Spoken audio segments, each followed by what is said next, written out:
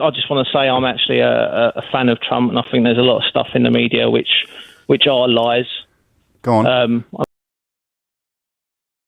Right then, here's what we're dealing with in this clip. A tidy little progression of political meltdowns, each one more awkward than the last. First off, we've got a self-described ordinary bloke proudly backing Trump and Brexit, insisting he represents real people while demonstrating in real time that he hasn't quite grasped the basics of what he's arguing for. Next, it takes a much uglier turn. Another Trump supporter talks himself into such a tight corner that he ends up defending the indefensible, not as a joke, not as a slip of the tongue, but because he simply can't back down once the logic runs out. And then comes the finale.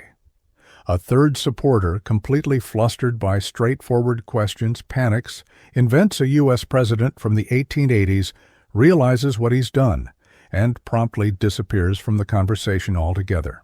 Have a watch, and once it's over, we'll go through exactly how it all unraveled.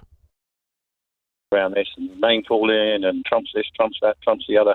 I don't know why everybody's so surprised. When he was, going for election, he said he was going to do this. Everybody knew he was going to do it. Everybody kept telling us to ignore what he said and concentrate on what he did. You remember? I do, but again, we've got short memories. When he was, in his first term, he said he would do a number of things, and he did. Well, he did. He said he was going to end the war in Ukraine on day one. He said the stock market would go up and he'd make everyone richer. You now have the Swiss investment bank UBS, widely regarded as a leader in this field, predicting an inevitable recession with growth, GDP. We'll see. We'll see in time, but, this happened 2 days ago. My point's very simple. He said he was going to do this. He's done it. The emotion and the response is quite ridiculous, I think, in terms of, he will want deals. He wants to make a deal with people. This is his way of doing it. No, you don't need to like it. None of us need to like it.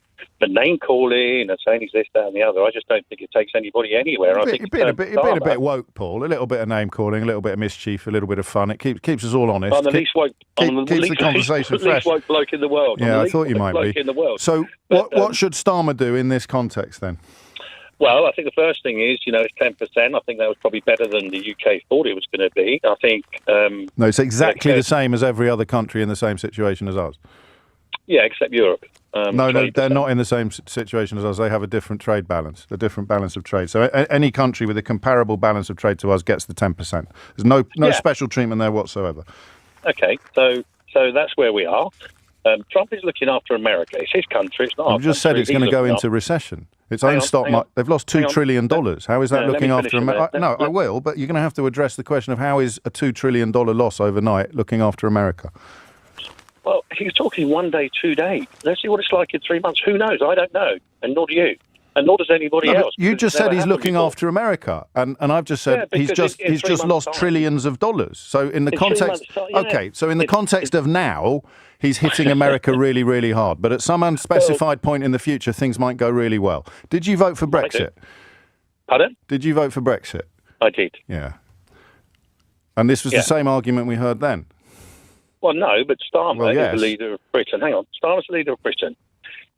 Because we are on our own, he can decide what the government decides to do in response to these tariffs. Now, he can retaliate. That's up to him. He's our leader. Yeah, he needs to look after Britain. Yeah, that's his country. And the Swiss need to look after the Swiss, etc., etc. And it all goes around like that. Yes. Because that's what Trump's doing. So what do you think looking after Britain would look like?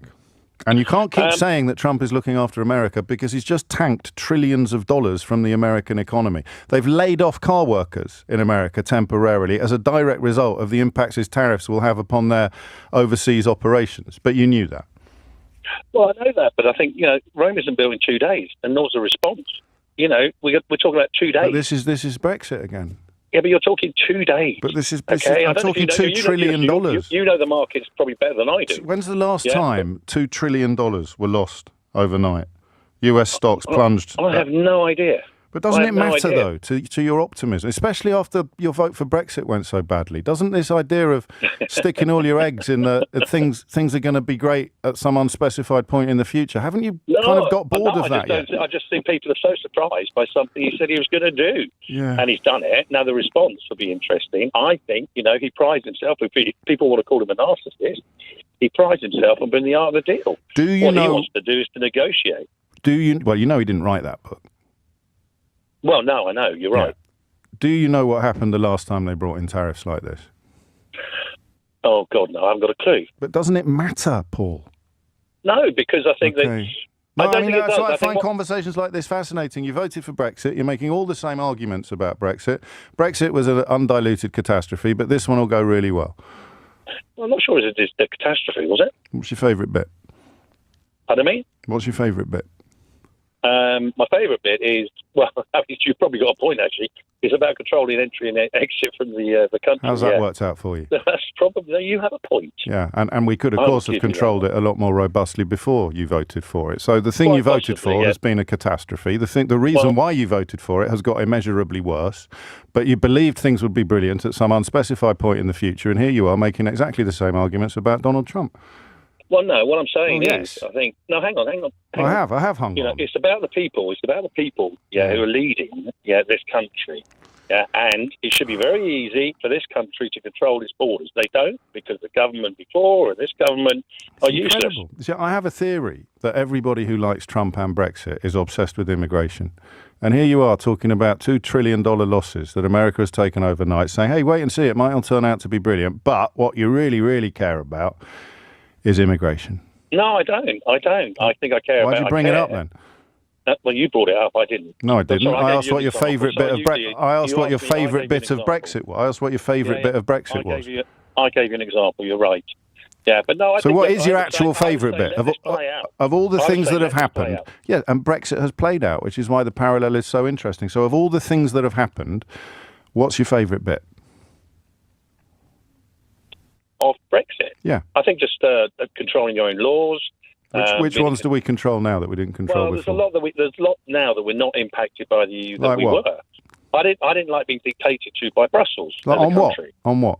Well, whatever the silly laws came out of there. Go on, then, give me one. Give me one. Oh, come on, there were loads. I can't think of one, but you can, because you know that there are loads. Go on, give me one. Don't be silly. Give me one law. Out of Brussels, there were loads out of Brussels. Give me one. Why is that funny? Lots. You voted for it. There are lots, and you can't name one. Well, Brussels, we didn't have control of our own laws. For example? I can't think of an example. Well, I'll wait. Pardon me? I'll wait. You'll have a long way. I can't think of an example. No, but you're bound to be able to, because there's loads. Paul just told me. So I'll wait. You're very good, but no. No, I'm not. I just care about facts. Anyway, we're not talking about Brexit. No, I am. I'm waiting now. You're waiting. The economy, let's wait and see. Tell me the thing that's gone really well. You said the law that you're pleased about. My point is, let's wait and see. I think many countries... I'm waiting to see what law you're going to tell me about. Hang on. Well, we'll negotiate, and Starmer can negotiate for the Britain. Don't change the subject. Not for Europe. Don't change the subject. Paul. He can negotiate. Paul, time for one of your wry chuckles, I think, Paul, isn't it now? Time for a wry chuckle? I'm still waiting for the law, of which there are loads. Well, one of the great benefits is that now we're in this situation. What about bendy bananas? Now we're in this situation. 3-pin plugs? Can negotiate for Britain. Wrapping your fish and chips in newspaper. What's the law you're happiest that you don't have to obey anymore? In this situation, one of the greatest benefits is that Starmer can... Just say there aren't any, Paul, because everybody listening knows. Well, this is a great one, isn't it? Go on. What's your law? Example. What's the law? Well, no, hang on. No, I'm not. I've hung on for long enough. What's the law you no longer have to obey that justifies your Brexit vote in 2016? Well, I'll turn it around to answer the question. No, you can't. So you have to ask... No, you can't. Just answer the question. Europe are not going to negotiate for us. We're going to negotiate for ourselves. That's the difference. It's time. First of all, before I make my point, I want to say I'm not a fan of Trump. Okay. I want to make that clear before I start. You don't have to, but I understand why you want to. Okay. So you're asking why people aren't making up a big fuss about him going back in the White House? Well, why they don't care? They don't care, my mate. I'll tell you, because they've got their own problems. Now you're making some very strong points morally, and I agree with you actually. But the point is, right now, he's the best man for the job. I know. I'm not saying he's a good person. I'm not saying he's got a good character or anything like that. Don't get me wrong. But practically, he'll speak to Putin, hopefully sort this business out in Ukraine. And as you say, people are worried about food. They are worried about the price of petrol. They are worried about the bill. But why? I mean, let's take Putin into it then. You're talking about people who admire the attributes that Putin has. This is what I mean about Western values, sacred and inviolate, I thought, values. And I appreciate, I'm happy to sound naive. I think it's important to sound naive sometimes. We're not supposed to like dictators. I'm not talking about the next election. The election he's just won. I'm talking about the knowledge that he tried to steal the last one by encouraging Americans to kill Americans. Yep. How can you not care enough about that? I don't care how invested you are in the war in Ukraine. The man that seeks to lead the country encouraged Americans to kill Americans so that he could steal an election. Right. And I'm not saying at any point he's a good person. No, I know you're not. The point is, right, I know you're clever, right, and I like your show, but James, you're not a politician. You're very good on the radio, my old mate. And, you know, this doesn't mean anything. I'll ask you the question again. Why do people not care about a man who encouraged Americans to kill Americans, trying to steal an election from the Americans? Because he's the best man for the job. No, that doesn't mean anything. It does, though. It does to them. It might not to you, and I know you're educated and clever. It might not to you. Keep saying this stuff, because, I mean, it might not to you either, because you've said yourself that you're not a fan of Donald Trump. So you're speculating about a constituency of people that includes some of the richest people in America. Yeah. So because he appeals to the poor. You haven't answered my question. He's the best man for the job. Was Hitler the best man for the job? Well, no, but he was the only man for the job. I mean, Hitler was the best man for the job, mate. That's what people thought in 1930s Germany. And they were wrong. But I'm not saying that, and they were wrong, weren't they? And people are probably but the problem is right now, you've got Biden, who, God bless him, isn't competent, is he? Biden's wasn't even in the election battle. So you are saying the same thing that people would have said in 1930s Germany. You're just not quite ready to admit it yet. No, you can't compare him to Hitler. Of course I can. He tried to get Americans to kill Americans to steal an election from Americans. He mounted a violent assault on democracy itself. Who would you compare him to? Well, I couldn't compare him to Hitler because you've gone too far. Because Hitler was one of the most evil people who's ever lived. He killed, what was it, 6 million Jews? No, in the 1930s. With 1939, when the Second World War started. Compare him to 1936 Hitler. Compare him to 1935. I mean, what is it? You steal elections and you encourage Americans to kill Americans so that you can stay in power after you've been voted out. But he's the best man. He's the best man for the job. In a way, I don't think you're wrong. I'm just struck that you're reluctant to follow your own logic all the way to all the other hideous dictators in the recent past, or even in the distant past, who were considered to be the best man for the job. Did any of them ever turn out to be, Lewis? Can you think of any violent dictators who did turn out to be good for the country that they ran? Well, no, but you haven't got. The thing is, okay. No, it's all right. At least you're honest. But everyone thought they were the best men for the job as well. I don't know where the penny drops. I don't know where the scales fall from the eyes. I just want to say I'm actually a fan of Trump, and I think there's a lot of stuff in the media which are lies. Go on. I know yourself. You're obviously anti-Trump. No, go on. What are the lies that you're unhappy about? Well, no, I just think you even said this morning, you said it's okay for him, what is it, the quote you used, it's okay to be racist again? Yeah. Okay, so how do you draw that conclusion?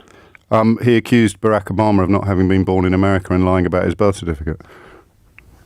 So how's that racist? Birtherism is racist because Barack Obama is well, you can't. I mean, you can talk over me if you want, Stephen. But okay, no, you crack on. There have been previous presidents that have actually been white that have also not been accused of being born in America. So was that also racist? No, of course it wouldn't be racist. Who was that, by the way?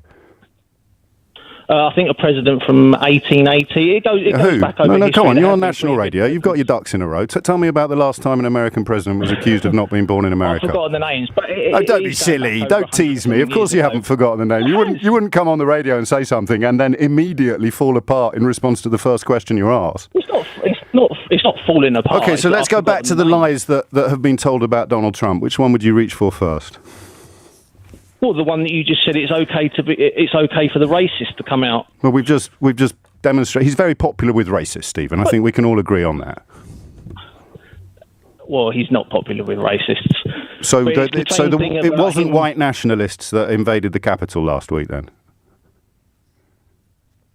Steve Bannon, his key advisor during the presidential campaign, who's now been pardoned for ripping off Trump supporters, he didn't say you should wear the accusation of racism like a badge of honor.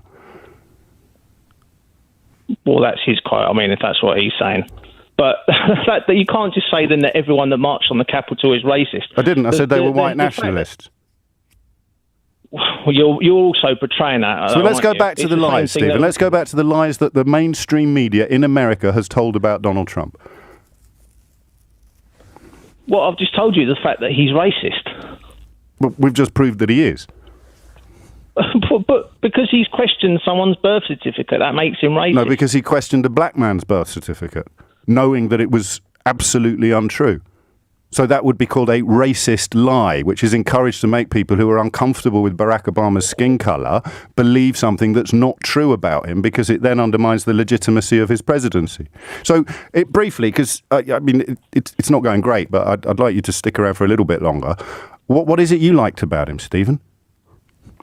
I think that he come out and spoke a lot of the truth on stuff. Yeah, what stuff?